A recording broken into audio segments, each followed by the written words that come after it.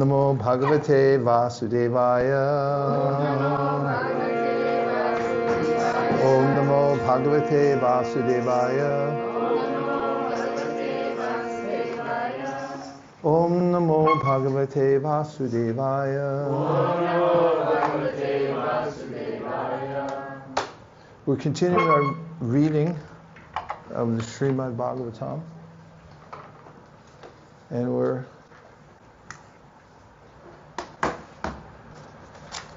currently at the third canto, 7th chapter, entitled Further Inquiries by Vidura, and we're taking up at verse number 26. O son of Mitra, kindly describe how the planets are situated above the earth as well as underneath it, and also please mention their measurement as well as that of the earthly planets. Purport. Yasmin Vijnate Sarvam Evam Vijnatum Bhavati. This Vedic hymn declares emphatically that the devotee of the Lord knows everything material and spiritual in relationship with the Lord. Devotees are not simply emotional, as is ill-conceived by certain less intelligent men. Their direction is practical. They know everything that is and all the details of the Lord's domination over the different creations. Also, please describe the living beings under different classifications: subhumans, humans, those born of the embryo, those born of perspiration, those who are twice born, birds, and the plants and vegetables. Kindly describe their generations and subdivisions also. Please also describe the incarnations of the material modes of nature, Brahma, Vishnu, and Maheshvara. And please describe the incarnation of the Supreme Personality of Godhead in his magnanimous activities. Purport. Although Brahma, Vishnu, and Maheshvara, the three incarnations of the material modes of nature, are the principal deities for the creation, maintenance, and destruction of the cosmic manifestation, they are not the final authority. The Supreme Personality of Godhead, Lord Krishna, is the ultimate goal, the cause of all causes. He is the ashraya, or the final rest of everything. O great sage, kindly describe the divisions and orders of human society in terms of symptoms, behavior, and the characteristics of mental equilibrium and sense control. Also, please describe the births of the great sages and the categorical divisions of the Vedas. The four statuses and orders of human society, Brahmanas, Kshatriyas, Vaishyas, and Shudras, as well as the Brahmacharis, Grihastas, Vanaprasthas, and Sannyasis, are all divisions of quality, education, culture, and spiritual advancement attained by practicing control of the mind and the senses. All these divisions are based on the particular nature of each individual person, not on the principle of birth. Birth is not mentioned in this verse because birth is immaterial. Vidura is famous in history as born of a Shudrani mother, yet he is more than a Brahmana by qualification because he is seen here to be the disciple of a great sage, Maitreya Muni. Unless one achieves at least the Brahminical qualifications, one cannot understand the Vedic hymns. Mahabharata is also a division of the Vedas, but it is meant for women, Shudras, and Dvijabandhus, the worthless children of the higher section. The less intelligent section of society can avail themselves of the Vedic instructions simply by studying the Mahabharata. 30. Please also describe the expansions of different sacrifices and the paths of mystic powers, analytical study and knowledge, and devotional service, all with their respective regulations. The word tantram is significant herein. Sometimes tantram is misunderstood to be the black spiritual science of materialistic persons engaged in sense gratification, but here tantram means the science of devotional service compiled by Srila Narada Muni. one can take advantage of such regulative explanations of the path of devotional service and make progressive advancement in the devotional service of the Lord. Sankhya philosophy is the basic principle of acquiring knowledge, as will be explained by the sage Maitreya. The Sankhya philosophy enunciated by Kapiladev, the son of Devahuti, is the real source of knowledge about the supreme truth. Knowledge not based on the Sankhya philosophy is mental speculation and can yield no tangible profit. Please also describe the imperfections and contradictions of the faithless atheist, the situation of crossbreeding, and the movements of the living entities in various species of life according to their particular modes of nature and work. The combination of living entities in different modes of material nature is called crossbreeding. The faithless atheists do not believe in the existence of God, and thus their paths of philosophy are contradictory.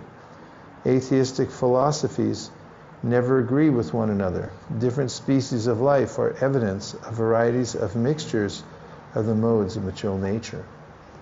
You may also describe the non-contradictory causes of religiosity, economic development, sense gratification and salvation, and also the different means of livelihood and different processes of law and order as mentioned in the revealed scriptures. Please also explain the regulations for offering respects to the forefathers, the creation of the Pitraloka, the time schedule in the planets, stars and luminaries, and their respective situations. Purport: the time durations of day and night as well as months and years are different in the different planets, stars and luminaries. The higher planets like the moon and Venus have time measurements different from those of the earth. It is said that 6 months of this planet Earth equal 1 day of the higher planets. In Bhagavad Gita, the duration of 1 day in Brahmaloka is measured to be 1,000 times the 4 yugas, or 4,300,000 years multiplied by 1,000. And the month and year in Brahmaloka are calculated in that measure. Please also describe the fruitive results of charity and penance and of digging reservoirs of water. Please describe the situation of persons who are away from home and also the duty of a man in an awkward position. I just want to hear about that. Purport: the digging of reservoirs of water for public use is a great work of charity, and retiring from family life after 50 years of age is a great act of penance performed by the sober human being. 35. O sinless one, because the personality of Godhead, the controller of all living entities, is the father of all religion and all those who are candidates for religious activities, kindly describe how he can be completely satisfied. Purport: all religious activities are meant ultimately to satisfy the Supreme Personality of Godhead. The Lord is the father of all religious principles. As stated in Bhagavad Gita 7.16, 4 kinds of pious men, the needy, the distressed, the enlightened, and the inquisitive, approach the Lord in devotional service, and their devotion is mixed with material affection. But above them are the pure devotees, whose devotion is not tainted by any material tinges of fruit of work or speculative knowledge. Those who are only miscreants throughout their lives are compared to demons. Bhagavad Gita 7.15. They are bereft of all knowledge, in spite of any academic, educational career they may pursue. Such miscreants are never candidates for satisfying the Lord. O best among the Brahmanas, those who are spiritual masters are very kind to the needy. They are always kind to their followers, disciples and sons, and without being asked by them, the spiritual master describes all that is knowledge. Purport: there are many subjects to be known from the bona fide spiritual master. The followers, disciples, and sons are all on one level for the bona fide spiritual master, and he is always kind to them and always speaks to them on transcendental subjects, even though he is not asked by them. That is the nature of the bona fide spiritual master. Vidura appealed to Maitreya Muni to speak on subjects about which he might not have asked.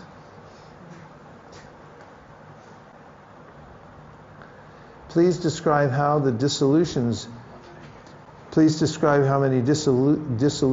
there are for the elements of material nature, and who survives after the dissolutions to serve the Lord while he is asleep.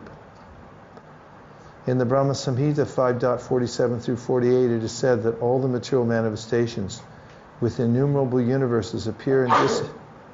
In the Brahma Samhita 5.47 through 48, it is said that all the material manifestations with innumerable universes appear and disappear with the breathing of Mahavishnu lying in the Yoga Nidra, or mystic sleep. Yakaranana bhajale bhajati sma yoga Nidramananta jagaranda saromakupa Adhara shaktim avalam vyaparam samurtim Govindamadi purusham tamaham bhajami Yasyaika nishvasita kalam atavalambya Jivanti loma vilaja jagarandanata Vishnur Mahansa ihayasya kala vishesho Govindamadi purusham tamaham bhajami. Govinda, the ultimate and supreme personality of Godhead, Lord Krishna, lies sleeping unlimitedly on the causal ocean in order to create unlimited numbers of universes during that sleep.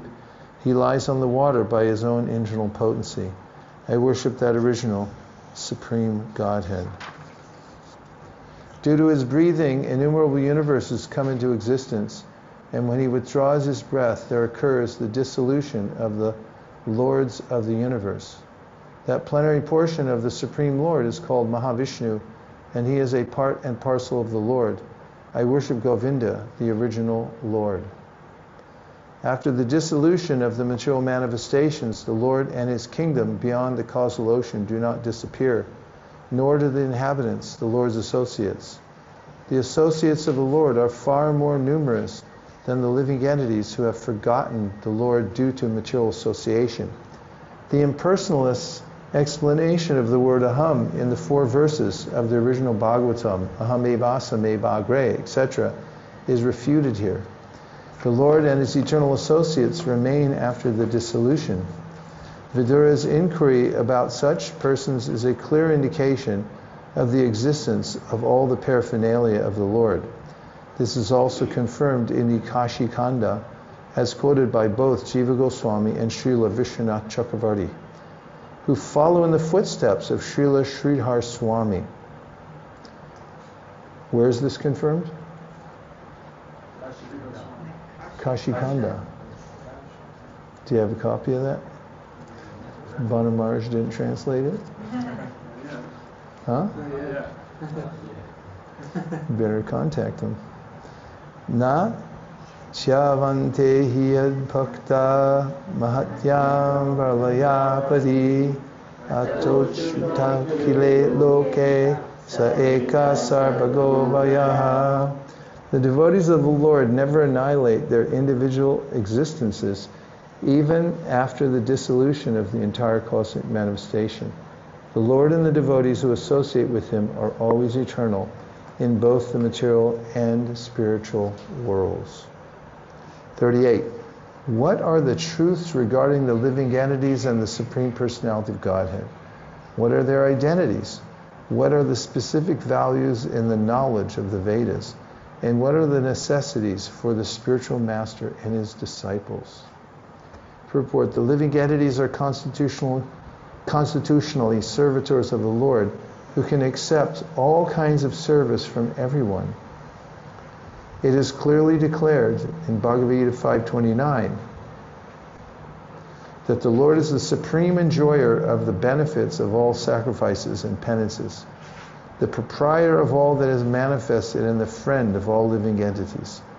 That is his real identity. Therefore, when the living entity accepts this supreme proprietorship of the Lord and acts In that attitude, he resumes his real identity. In order to elevate the living entity to the standard of knowledge, there is the necessity of spiritual association.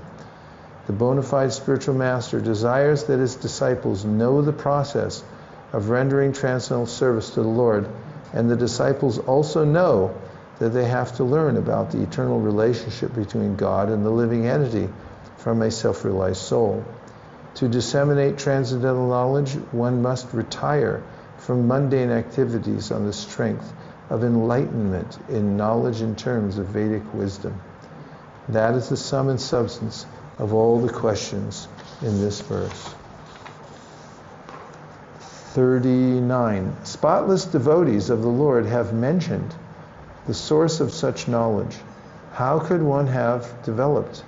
How could one have knowledge of devotional service and detachment without the help of such devotees? Purport.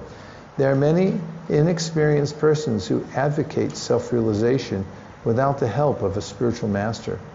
They decry the necessity of the spiritual master and try themselves to take his place by propagating the theory that a spiritual master is not necessary. Srimad Bhagavatam, however, does not approve this viewpoint.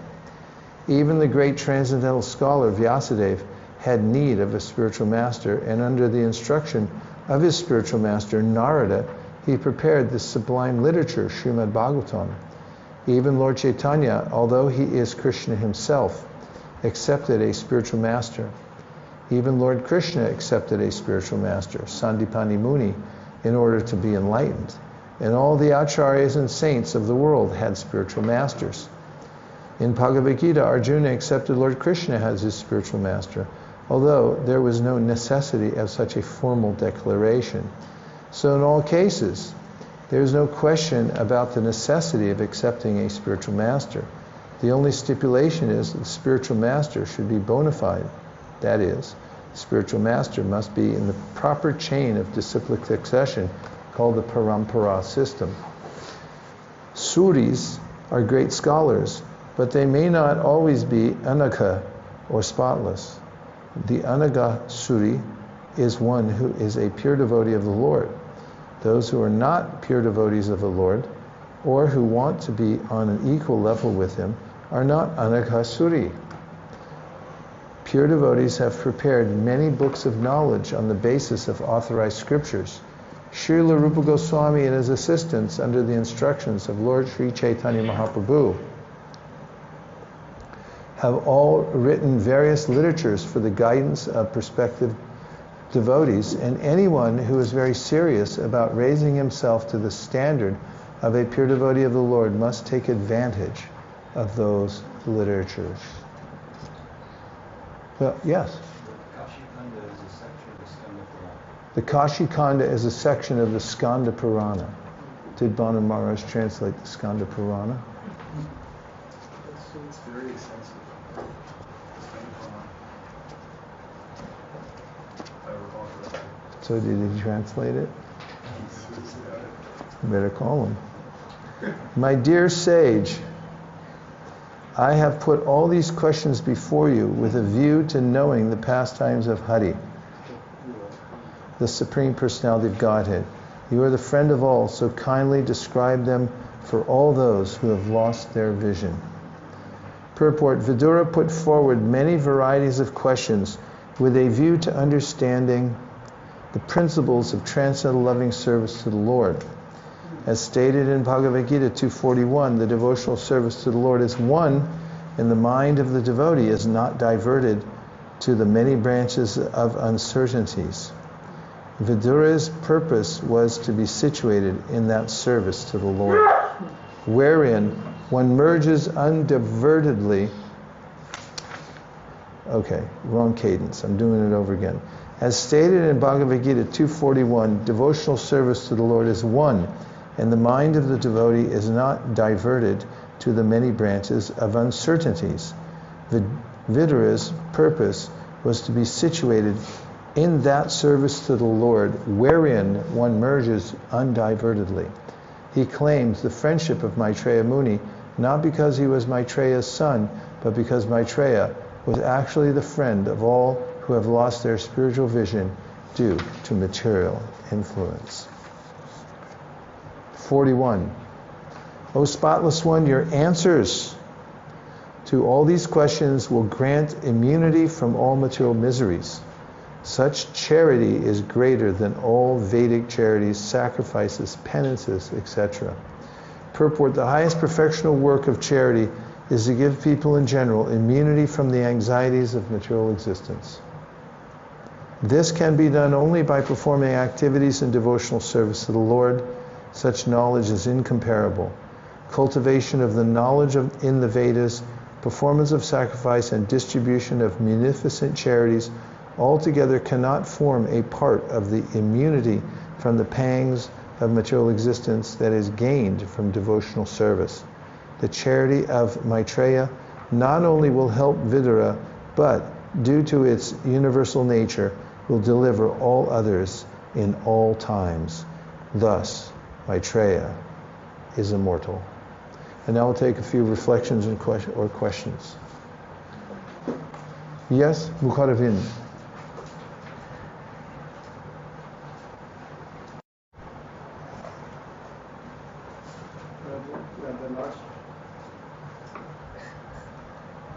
The last purport was amazing. That I was also thinking why there are so many questions he's asking. Like, it's all different varieties of question Vidura has asked, but then Prabhupada has told that because he wanted to know the pastime of Hari with all these different questions, and that's what even in the second chapter, fifth verse is like Varyani Sati Prashna. No, sorry, the Munya Sadhu Prishtoham Bhavat Bhi Lokamangalam. Yat Krita Krishna Samprashno Yenatma Suprasidati. How the questions which are related to Krishnas are the most beneficial question, and in turn that was his intention to ask. So that which verse purport? Is in the 40, verse number 40. 40, yeah. My dear sage, I have put all this question before you with a view of knowing the pastimes of Hari, the Supreme Personality of Godhead. You are the friend of all, so kindly describe them for all those who have. Interesting. Nice reflection. Very helpful. Okay, what else? Prabhupada Priya. Way back before the Gayatri break, something that caught my attention in text 14 was that Prabhupada's talking about the two different stages of devotional service, basically as Vaidhi Sadhana Bhakti and Raga Bhakti, is it called? Raganuga Sadhana Bhakti. He says that first, the stage of practicing devotional service with our present senses under the regulations of the recognized scriptures. And then second, attaining sincere attachment for serving the particles of dust at the lotus feet of the Lord. And then, we know that Raganuga Sadhana Bhakti is serving the Ragatmika Bhaktas, right? So it was just interesting that he says here, serving the particles of dust, because I'm thinking they're people, they're personalities, they're, Krishna's eternal associates in Vraj.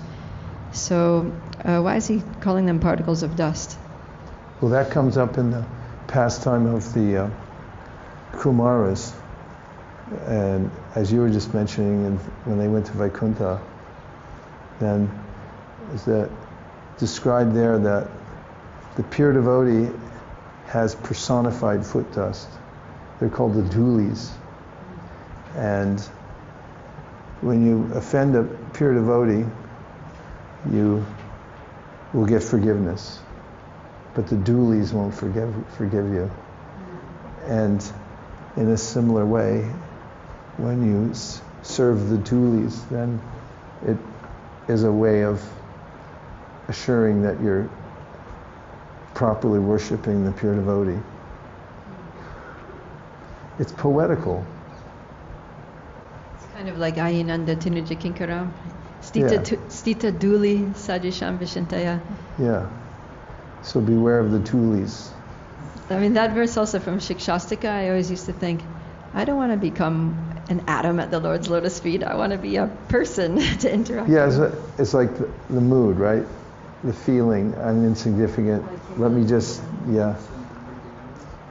be situated, and I'm so insignificant. Let me just be situated in whatever service, just like Uddhava when he was in Vrindavan. He said, I'll just be a plant, grass, just some really lowly plant, so the dust comes on my head.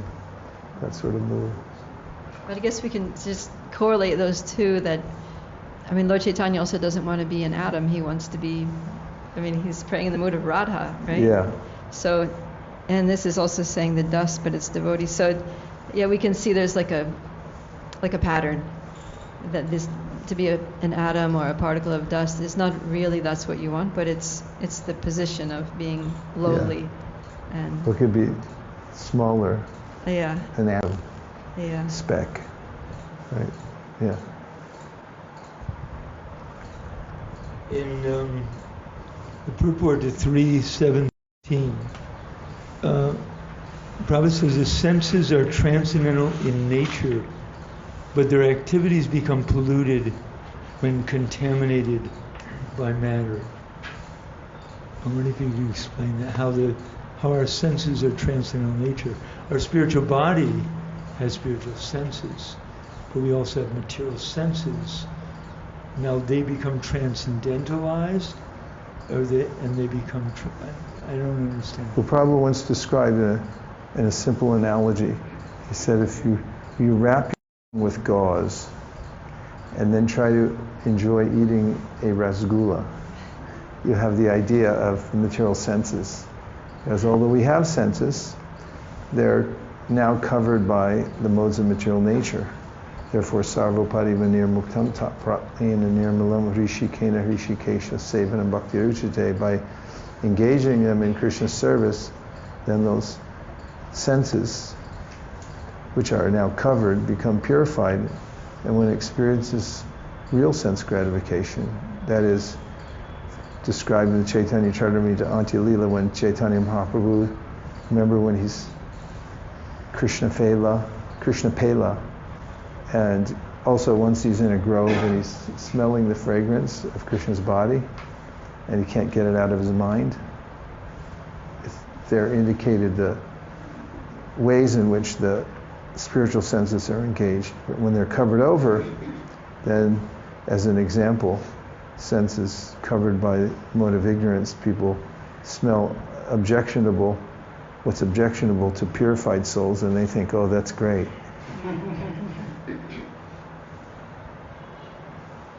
Prabhu? Govardhan, you got it. Okay. Sarvan Maharaj. So, well, in this, the one that was the also very important, very interesting was the only the two are the happy, the lowest of fools, and one was So the interesting. transcendental. So, the last paragraph caught my attention, where Prabhupada says, the Vedanta Sutra says, Athato Brahma Jigyasa, now one should inquire about Brahman. This inquiry is necessary for those who are in between the Paramahansa and the fool, who have forgotten the question of self-realization in the midst of life in sense gratification. And I was appreciating this, the book that you wrote. The 4 questions starts from that, like what is the purpose of life, and that's what this purport I see, that hitting that, because most of the people are in between, neither they're not full, so I was just appreciating that how thoughtful you wrote this book, starting with that question, what is the purpose? Yeah, thanks for bringing attention to that verse. In one way, it's reassuring. The experience many devotees have is of consternation in their practice because of feeling unqualified and unrequited from their practice sometimes, because they're struggling in the stage of anartha nivritti. And knowing that there's an interim period during which one has to employ one's grit in order to make advancement and keep going is helpful. That verse that Krishna speaks in the 11th canto of the Srimad Bhagavatam also discusses that. Jata shradhamakatasu nirvina sarvakarmasu veda dukatmakam kamam sprityage pyanishvara tato bhajetamam prita shraddha lorjadanishjaya jushamanas tatam kamams dukodarkam stagadayam.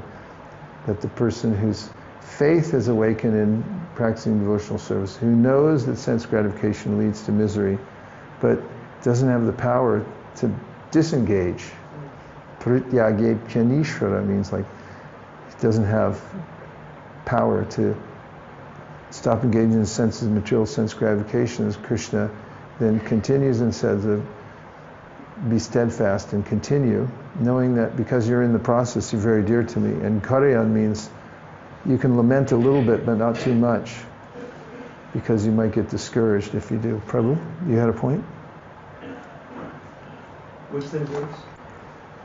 Jata shada maktasu. What's the numbers? I don't know. 11, 21, 20. Yes? I had a similar question regarding, as well as. I don't know if anybody can hear you. Hare Krishna. There you go. Regarding this idea of raga bhakti, and to my understanding, there's a difference between a ragatmika bhakta and a raganuga bhakta.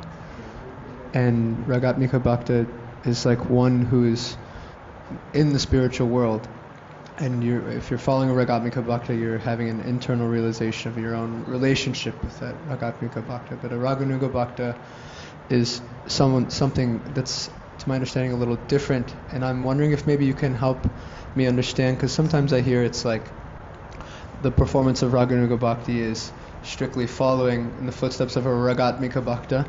But then also we see that throughout our whole practice, Prabhupada is giving us rag bhakti in the performance of Harinam Sankirtan, the Bhagavat Vidhi, reading Srimad Bhagavatam and hearing devotees.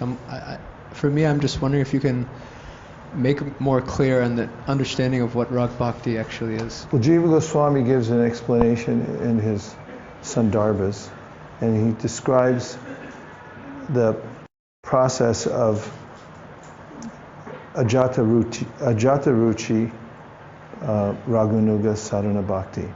Ajata Ruchi means before you have full taste, you're practicing Raganuga Bhakti. And how is it that you're following in the footsteps of the residents? There's a description in the Bhakti Rasamrita Sindhu how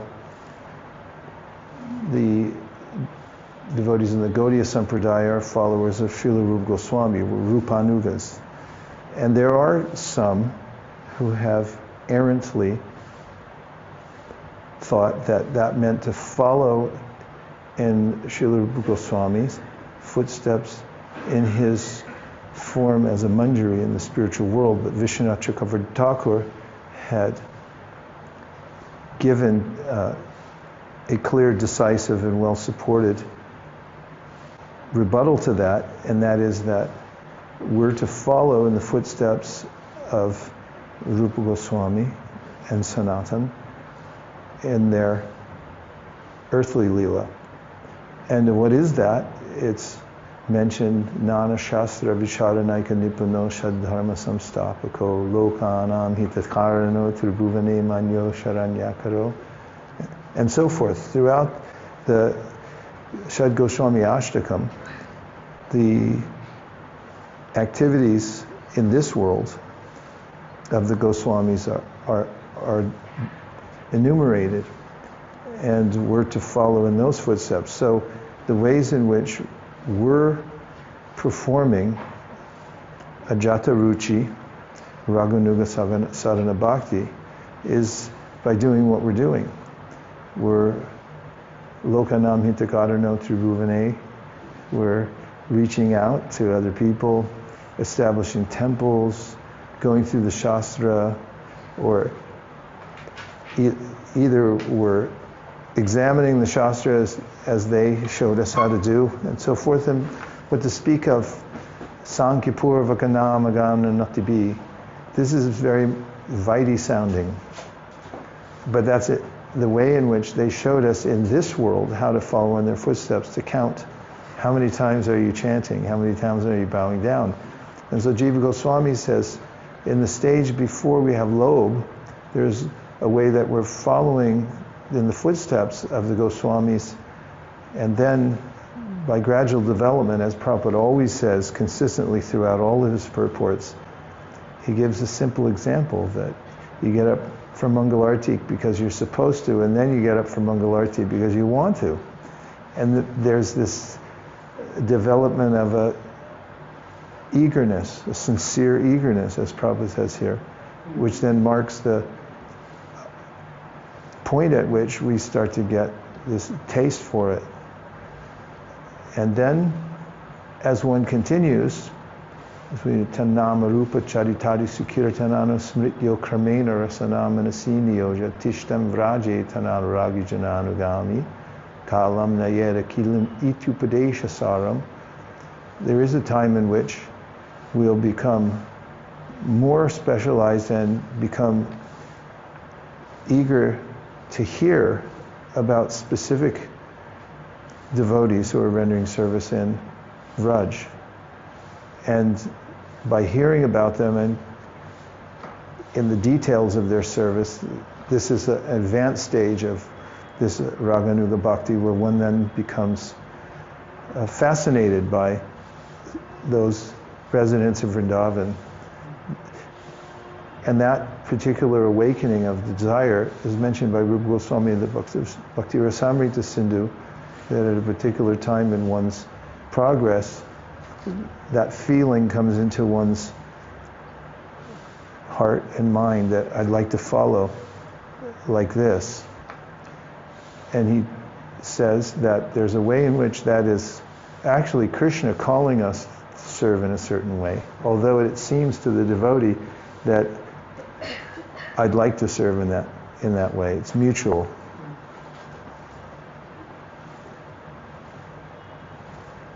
Does that help? Okay. And now we've come to the lunch break, albeit 5 minutes late. And we'll be back here at 4 p.m. Dear Srila Prabhupada, dear Sri Chaitanya Mahaprabhu, Shri Shri Panchatattva, Shri Shri Radha Madan Mohan, Shri Shri Radha Govinda, Shri Shri Radha Gopinath, 18 Thakur Gauriyaki Gauriya, Karyachina Atmasat, 18 Anachara Vandantini Moranat.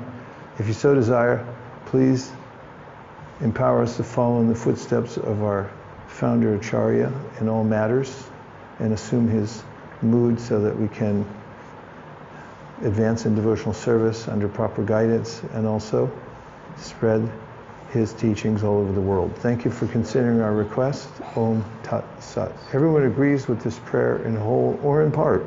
Please unmute and say Hare Krishna. Hare Krishna. Premanande. Nitai Gaura Hari Bo. Hari Bo. Hari Bo. Nitai Gaura Hari Bo.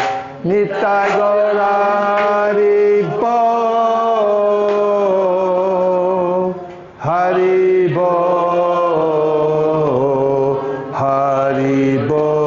Nitai Gaura Hari Bo.